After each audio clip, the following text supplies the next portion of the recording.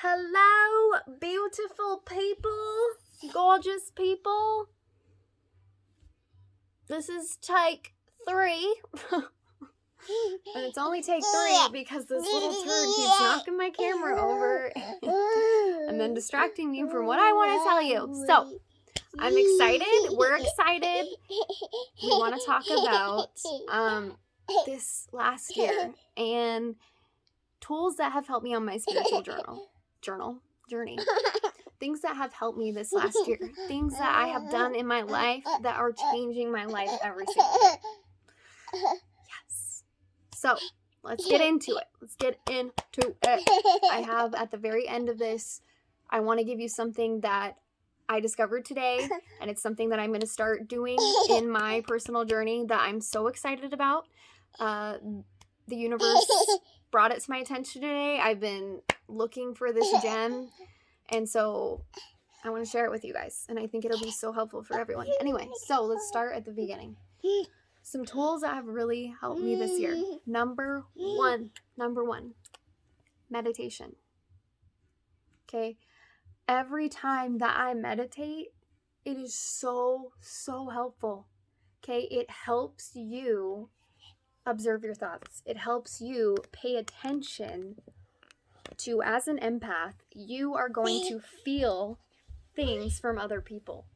You are going to take on other people's emotions if you don't learn how to transfer and let it just kind of flow through you. And meditation helps with this so much. Give me 1 second.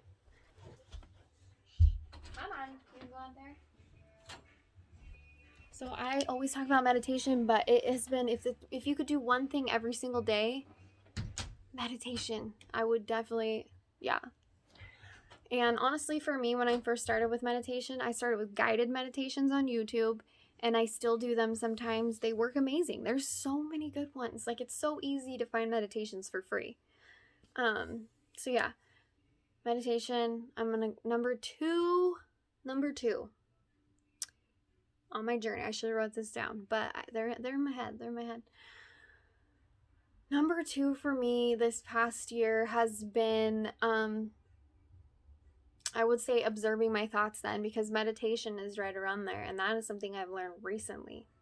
Observing my thoughts and being able to be the observer, pay attention to what my inner self is kind of telling me, what I'm saying to myself, my reactions to other people, other situations, being the observer. Definitely number 2. Really honing in on that, really understanding who you are through observation.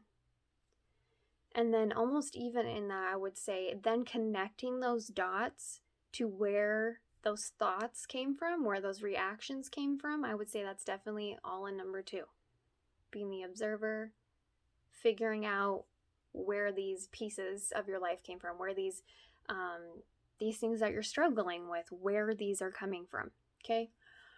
Number 3. Number 3. Health. Eating healthy has been really struggle for me.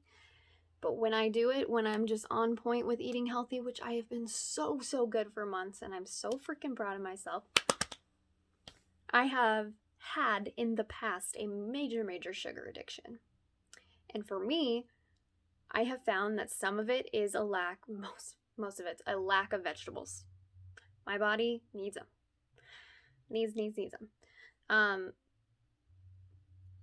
You crave sugar really bad, actually, when you have a lack of magnesium. I found this out.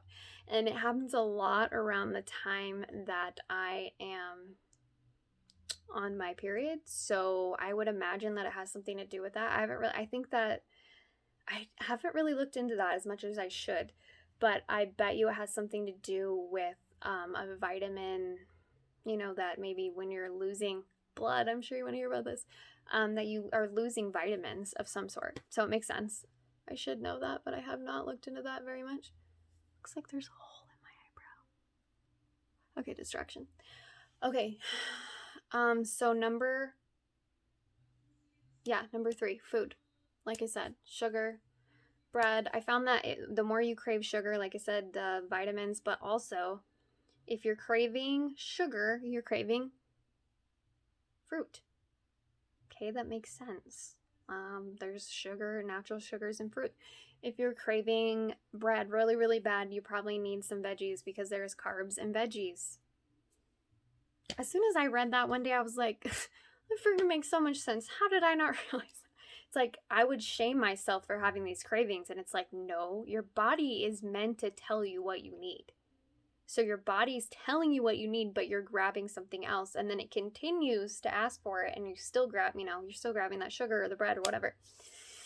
Anyway, that has been my deal with food. Number 4.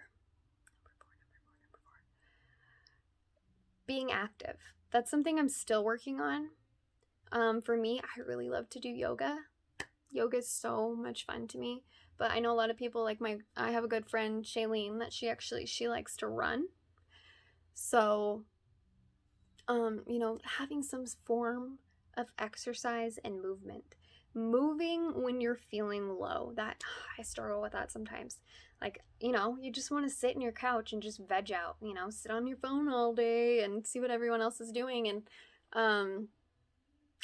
it's not helpful because it leaves your energy really stagnant. And you don't have like the flow of energy. So when you get moving, you're getting your energy flowing again. And I guess I like yoga because it's more spiritual and I feel like you're really connecting. Like I just did a yoga routine or whatever that was for grounding. And especially today, there's a lot of chaos going on in the world. And so recognizing that I need that for a moment and I need to breathe and, I just love that it's so connected, like I said, to spirituality. And then, move your butt. Number, what am I on, 5? I think I'm on 5. I don't know. It doesn't matter. But let's see. Some other things that I've learned this year. This one, I'm going to say this has to do with my self-image. Confidence. Being confident in myself. Feeling confident in myself.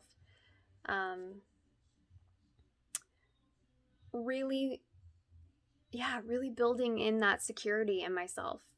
And how I've done that. So I've read a lot of childhood trauma books because I talk about this a lot. I have had childhood trauma. But I've also talked about this year working on not being the victim anymore because I've gotten to the point where I've used that word so much that it's just kind of, I'm playing the victim and you have to let it go at some point. Okay, so with that, I would also say journaling. That's just going to be a part of that one because I decided. Journaling, because when you journal, like as far as I was thinking about my childhood stuff because I wrote a lot of it down and that's how I realized that I was constantly blaming my childhood trauma on everything. Which it could be from, but you can't live your life like that forever. And I was just repeating these cycles and I didn't realize that I was doing it. A lot of times we repeat cycles, we recreate our childhood situations. Like you will go and marry or you'll go try to search for somebody that was in your life that needs to teach you a lesson. So if you evaluate the people that are in your life right now and like you're really struggling with them and they're driving you crazy and stuff, just kind of evaluate that relationship and think about, okay, is what they're saying to me something that I need to work on for real? Why is it triggering me? Why are they triggering me? And pay attention to observing your thoughts helps so much with this.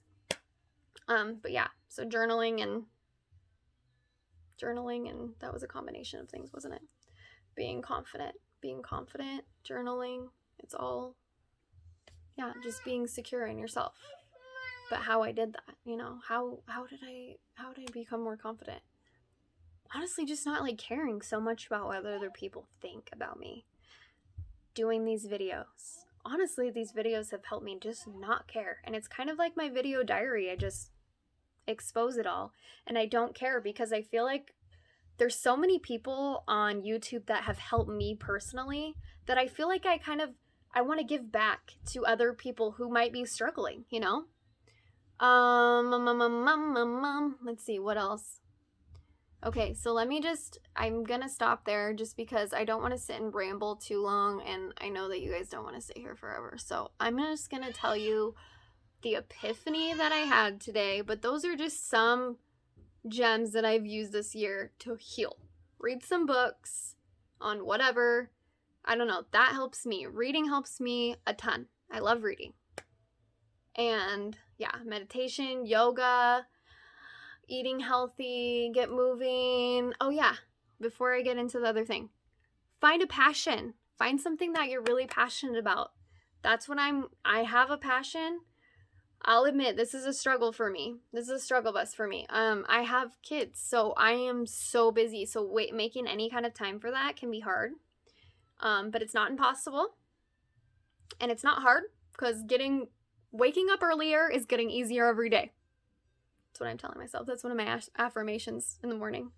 It's getting easier and easier.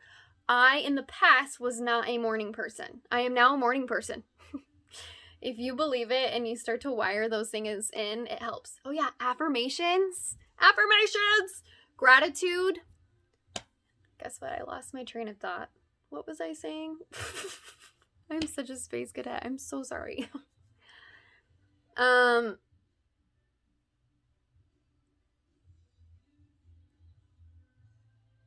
Anyway, so I'm just going to get into the gem that I was going to tell you.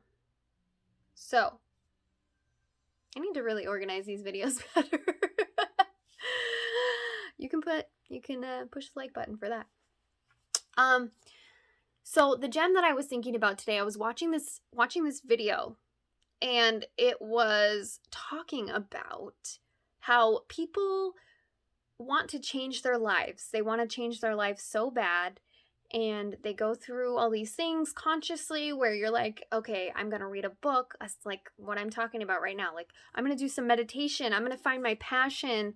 I'm going to do all of these things, and it's going to be great. And a lot of times people will start to do them, but then they kind of fall back into their same old habits. And it's like, okay, why does this keep happening? And that's what I've been experiencing so much. I'm like, why am I tumbling back into my same old habits? So what he starts talking about in the video is rewiring your subconscious. And I've read this somewhere else recently, and it talks about how you should, okay, so I've talked about from the ages of 1 to 7, our brain waves are in the stages of theta. And what that means is you're kind of in a like hypnosis. You're in the stages of where you're taking everything in. You're taking abundance of things in, and it's becoming who you are. You're, what you think about yourself, what you think about the world. Like, all of this is forming who you are, or who you think that you are at this moment. So as you get older, that is, in your brain. But there's 2 times of the day when we're in the brain waves of theta, in the morning and at night. So he said that you should get a recording, or go on YouTube. He has some recordings or whatever of, they're basically I am statements, affirmations, and they say things about rewiring your specific. You can do ones that are for your specific rewiring your subconscious, because he thoroughly explains how you can do all this work on your conscious mind, but your subconscious is so deep, and you don't realize that, your subconscious doesn't want to change. That's scary. It's kind of like your ego. So it holds you in your safe little place of where you are, or where, who you think you are. And it doesn't want to change. So you have to change it. So you get these recordings that have I am statements like I am good enough, I am beautiful, like whatever pertains to you. And I'll tell you how you figure out what your I am statement should be. He told me in the video, and it's amazing. And so you do this at night and you do this in the morning. And you're supposed to be able to rewire your subconscious mind, which is what is actually controlling you. And once you do this, your life is supposed to just change for the better, you know? So the way he says that you should do this, so how you figure out what your I am statement should be, what you need to rewire. He talks about how you should sit in a chair with your feet on the ground, touch, flat on the ground, and they're facing perfectly forward. And what you're going to do is you are going to close your eyes and you're going to make a statement. This is called muscle testing. You're going to make a statement about something that's true. Okay, an I am statement that's true. So you're going to say, I'm going to say, I am Chelsea. My name is Chelsea. No, I am Chelsea. Yeah, I am Chelsea. And then I'm going to watch, okay, what my muscle reaction is. And usually when it's yes, so your muscle reaction is going to be yes, it's forward. And then if it's no, you kind of go back a little bit. Okay, so you figure out what your yes or no is. And then you're going to say, you're kind of calibrating yourself, calibrating your muscle test. And so then you say something that's not true. I am rude. And you can kind of feel yourself pull backwards. Because I'm not rude, I'm really nice actually. Okay, I can be rude sometimes. Anyway, so you say some statements and you find out which ones are true and which ones you don't believe are true. So like one for me would probably be like, I am worthy of love. Okay, so that's getting better. I can kind of feel that hovering and like, ooh, hovering in the middle. Like, yes, I kind of believe that, but no. So that would be a statement that I would need to rewire in my subconscious. And so you can do your own recordings, which they say is the best because your voice and your personal I am statements are the absolute best. So anyway, I'm really excited to start trying this. I think that it's going to make a big difference in my life. And let me know if you guys try it too and if it helps you. And yeah, I hope that you guys have a beautiful day and work on some grounding today because it's a little chaotic and it will help, I promise. Anyway, sending you all the love and light, and I love you guys. Bye.